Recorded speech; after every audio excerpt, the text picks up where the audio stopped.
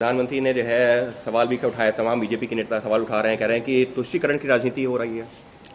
ये तो दुख होता है कि लोकतंत्र कहाँ जा रहा है, जिसका कोई लिंक नहीं है। प्रधानमंत्री जो बातें बोले हैं मैनिफेस्टो को लेकर के, 25 गारंटी को लेकर के, उनकी व्याख्या खुद नहीं कर दी है, व्याख्या कर दी अलग से ही।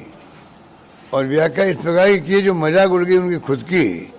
जिन्होंने व्याख्या की है उनकी मजाक उड़े देश भर के अंदर। ये क्या तरीका है? मंगलसूत्र छीन लिया जाएगा, प्रधानमंत्री ने राजस्थान में अब मंगलसूत्र का कहा है या क्या कहा है मैं उनमें नहीं जाना चाहता। हमें चुनाव लड़ना विकास पर जी, हमें चुनाव लड़ना है जो देश में इश्यू है। इश्यू क्या है? बेरोजगारी का है। इश्यू क्या है? महंगाई का है। इश्यू क्या है? गरीब अमीर में खाई बढ़ती जा रही है। अर्थव्यवस्था किस प्रकार सुधरे उनके हित में। इश्यू मतलब मेन वो है देखो, और उसको ही खींच करके जानबूझ के ले आ रहे हैं, मंगलसूत्र की व्याख्या कर रहे हैं। मैनिफेस्टो से क्या संबंध है? 0.1% भी उसमें कुछ ध्वनि नहीं निकलती है। सर सवाल तो ये भी हो रहा है कि कांग्रेस के जो है नेता जैसे अगर सरकार में कहीं पर जीत भी गए तो वो लोगों की संपत्ति बांट देंगे। ये इस तरीके से बातें हो रही हैं। इस प्रकार मजाक हो रही है। इस प्रकार प्रधानमंत्री मोदी जी बोलेंगे किसी को यकीन नहीं था। पहली बार जब वो बोले हैं, अभी तक लोग उन पर विश्वास कर रहे थे।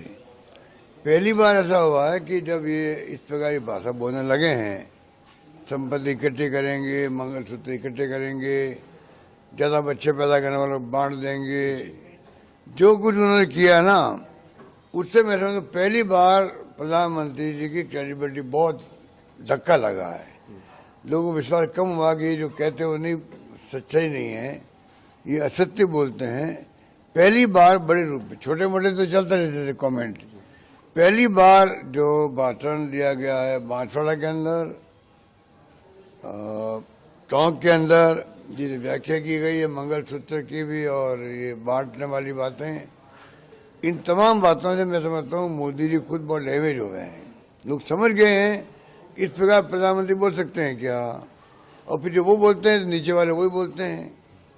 तो बीजेपी की स्थिति बहुत खराब है, बहुत नाजुक है।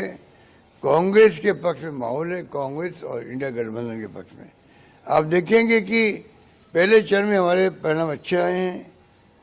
आज भी परिणाम जो आएगा, आज वाले शाम तक देखेंगे आप, माहौल हमारे पक्ष में होगा। ये स्थिति पूरे रास्ते में नहीं है, पूरे देश के अंदर है। लोगों से उम्मीद करेंगे सर आप कि आपकी बातों को सुना जाए और उसके मुताबिक वोट किया जाए और लोग भटके ना। मैं लोगों को वार्न भी करना चाहूँगा। मैं लोगों को आग्रह कर रहा हूँ, प्रार्थना कर रहा हूँ हाथ जोड़ करके। ये अपनी जगह है, वो तो हमारा फर्ज बनता, हमारी संस्कृति संस्कार है। तो ये चुनाव जो है वो इतना खतरनाक मोड़ पे चल रहा है कि दो मुख्यमंत्री जेल बैठे हुए हैं। कांग्रेस के खाते बंद करे बैंक अकाउंट के। संयुक्त राष्ट्र संघ बोल रहा है हमारे बारे में, अमेरिका जर्मनी बोल रहा है कि क्या तमाशा हो रहा है देश के अंदर। संयुक्त राष्ट्र संघ का बोलना बहुत महत्व रखता है। अब जब वो सब बोल रहे हैं इलेक्ट्रल बॉन्ड का घोटाला है, तो जो वित्त मंत्री सीतारमन जी के हस्बैंड बोल रहे हैं, इकोनॉमिस्ट है, वो कह रहे हैं कि ये घोटाला देश का नहीं दुनिया का है। तो इस माहौल में चुनाव हो रहे हैं, दो मुख्यमंत्री जेल में बैठे हुए हैं, तो आप इनको हल्के में नहीं ले सकते हो। मोदी जी या एनडीए गवर्नमेंट लगता है कि नहीं चलेगा, नहीं चलेगा। 370 पार का नारा, 400 पार एनडीए का नारा वो भूल गए।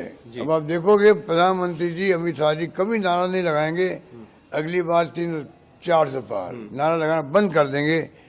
पहले फेज के बाद में नारा बंद हो चुका है। अब उनकी हवाएं उड़ रही है। समझ गए हैं कि ये नारा चलने वाला नहीं है हमारा। बस सर, तो राजस्थान की 25 सीटें, पिछली बार जो पिछले 2 चुनावों में तो बहुत अच्छा प्रदर्शन नहीं रहा था कांग्रेस का, इस बार क्या उम्मीद कर रहे हैं?